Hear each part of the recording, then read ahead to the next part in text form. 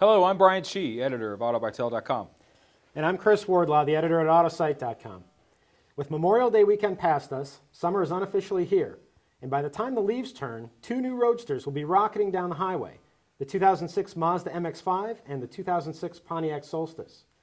The MX-5 replaces the beloved Miata, and it's designed to continue that elemental car's emphasis on minimalism and handling over opulence and straight-line performance.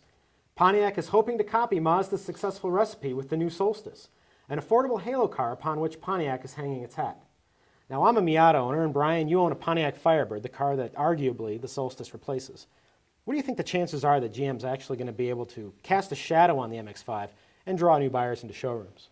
Well, Chris, I think first of all, the Miata is king because it's the only one on the road.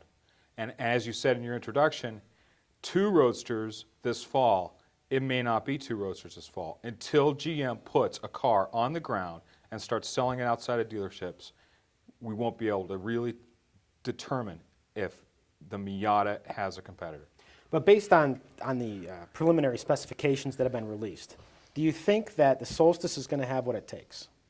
Well, I think that the Solstice will match up competitively performance-wise. It has a little bit more horsepower, it's got a little more torque, and even though it weighs a little bit more, I think that that disadvantage will be offset by the fact that it looks a lot better. Let's face it, the Miata looks like a bar of soap. Only existing Miata owners or sorority sisters are buying the Miata right now. So I'll grant you that the Solstice is the better looking car, but it's carrying 390 extra pounds. That's like having Star Jones in the passenger seat everywhere you drive. yeah, but aside from you and other car enthusiasts that like the Miata for its performance, most people aren't going to care about that.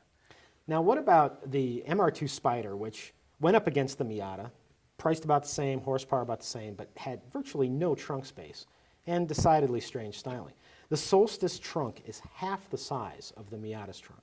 How is that going to play for people who want to take weekend trips? It's all about the look, baby. It's all about the look. The Solstice has a look, and if they build it at the $20,000 price point, it'll come in slightly less than the new Miata, which will attract a lot of people who maybe aren't great car enthusiasts, but who really want that look of a classic roadster.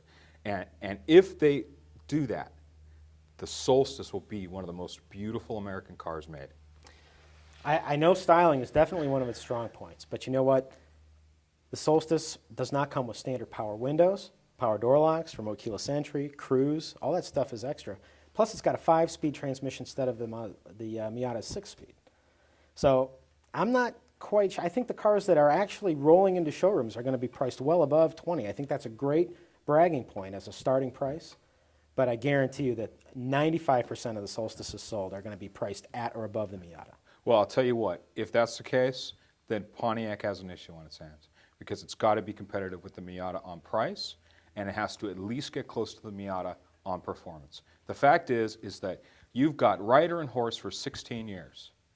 You're not going to beat the Miata on performance. Not right out of the gate with a new architecture. Yeah. You're not going to do it. But where you can compete with the Miata is on style and interior. And if the Solstice comes out as advertised with that beautiful look and a nice interior, then the Miata has something to worry about. The fact is, they only sold 515 last month. That's true, but you know, the car is old. The Miata has not been completely redesigned since its debut in 1990. And I think that there's going to be some renewed interest in that car, not only because of the fact that I think it's going to have a little bit of a performance edge over the slightly pudgy Solstice, but I also think that with a better warranty, for example, and its reputation for durability and reliability, it's unbeatable. Hey, what's wrong with slightly pudgy? Now, the fact is that we're not talking about the one car that could tip the scales, the Saturn Sky. You put the Solstice and the Sky in limited production numbers together against the Miata, and you've got a whole new ballgame. There's no question that the Solstice and the Sky are going to take a dent out of Miata sales. That's it for today. I'm Chris Wardlaw, and for my friend Brian Chee here, thanks for joining us.